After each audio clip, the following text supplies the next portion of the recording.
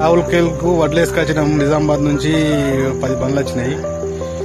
అమ్మాలి మామూలు వచ్చి 80 రూపాయలు అయితే దించుతాం, లేకపోతే దించామని చెప్పేసి ఒక బండి దించిండ్రు. 80 రూపాయల కడికి అడిగిండ్రు.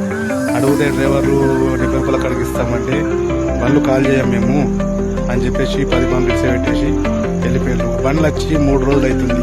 ఇక్కడ తిండి లేదు, నీళ్లు చక్కగా లేవు. కొత్త గోదాం ఇక్కడ అయింది, గోదాం కొత్తది. ఎట్లా ఏం కథ, బండ్లు నింపేస్తారు, పంపిస్తారు.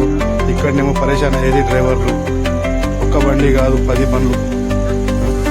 ఈ ఒక్క బండి కాల్ చేసి 3 రోజులకు ఒక బండి కాల్ చేసి 80 రూపాయలు అడిగితే 70 రూపాయలు ఇస్తామంటే మళ్ళా కాంటాకు 300, అక్కడ 250. ఆడ 70 రూపాయలు మామూలు, ఈడ 80 రూపాయలు. ఏం మిగులుతుంది ఏం కదా. ఇప్పుడేమో 80 రూపాయలు అయితే కాల్ చేస్తాం, లేకపోతే కాల్ చేయమని చెప్పేసి ఈ గోదాం సారు చెప్పేసి మరి వెళ్ళిపోయింది.